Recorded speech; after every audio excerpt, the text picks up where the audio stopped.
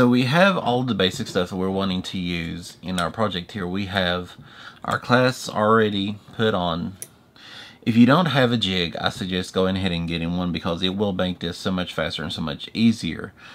As you can see with this one, it can go anywhere from 6 inches up to 12 inches. Now in terms of your paracord, you want to have roughly about 1 foot per inch of what you're going to be making. This makes it a lot easier in the long run.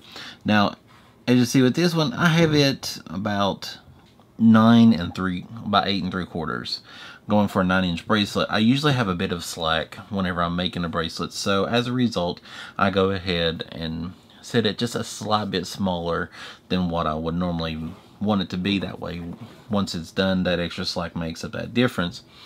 Now, in terms of going ahead and getting it started, go ahead and find your halfway point on your bracelet, and let's go ahead and feed it in. Take your loop and go ahead and pull the rest of your string through. Go ahead and pull that off real quick. Restart this.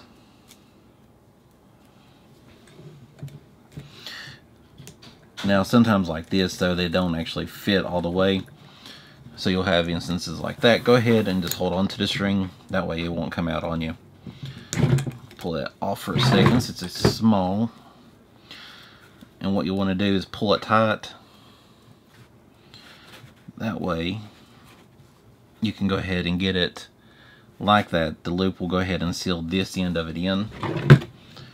Go ahead and snap it back in. Flip it around.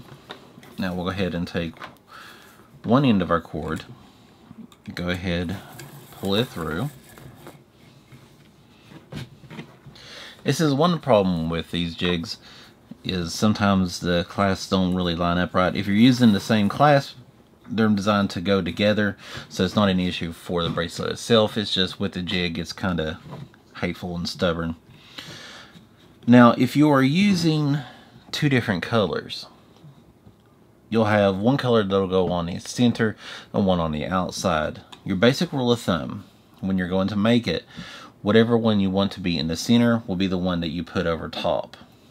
So to show you this a little bit, you're going to take your cord over. Your other cord will then go over this piece, under and through this loop. So once you pull it tight, you have your first stitch. Now, to continue with the process, you just go the other direction, same way.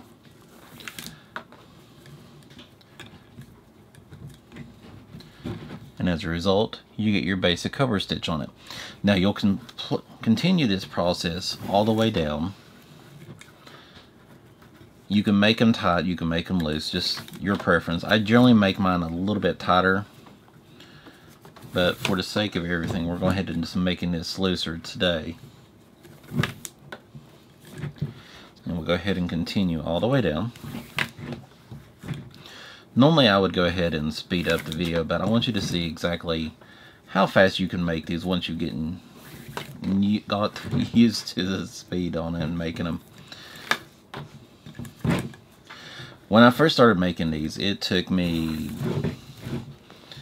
about a good 20 minutes to make one.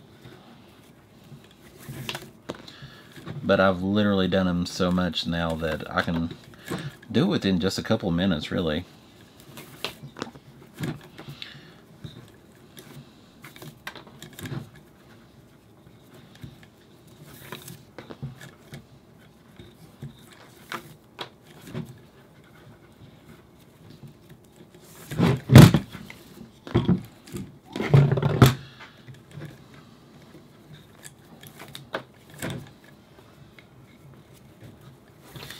Generally, if you make them tighter, it means you'll get more cord out of it in the long run, but not really worried about that today. Continue down here.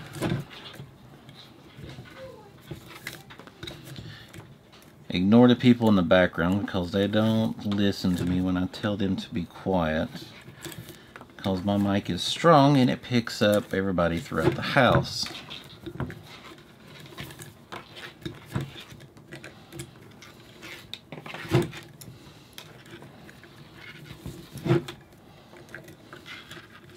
Now your last few strands, I suggest keeping those a little bit looser. Just for the sheer fact that you're going to be having to go over and feed your cord through here in a moment. Okay, so now let's go ahead and unclasp these. So to finish up, one suggestion I have is you're going to want these last few loosened up so you can be able to feed through them. Feed the one that's automatically sitting down the lowest back over it, that top cord. Then you're going to go ahead and feed it down that top one, and then the next three.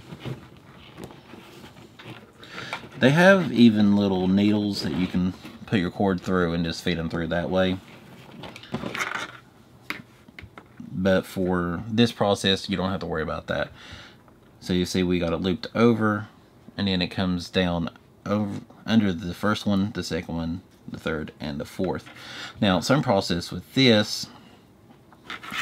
You want this loop to come over like with the other one and go ahead and finish that pattern. So you'll bring it over, and then you'll start with the top cord again.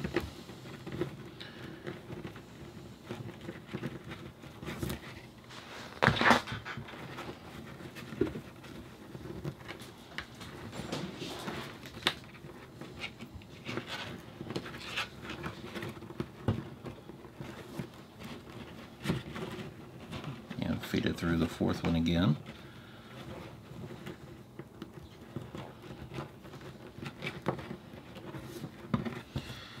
Alright, now you have your basic setup. Go ahead and finish the bracelet. Now, as you see, everything is loose. This is where we go in and we just start tightening up the remainder of the cords here.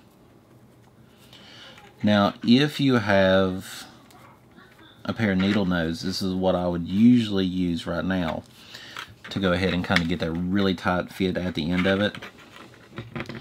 I don't have them on me at the moment, so I can't really do that approach.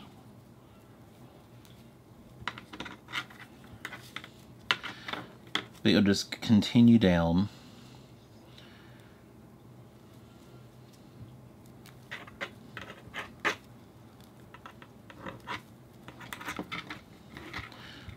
Most important ones in this case is these last four here.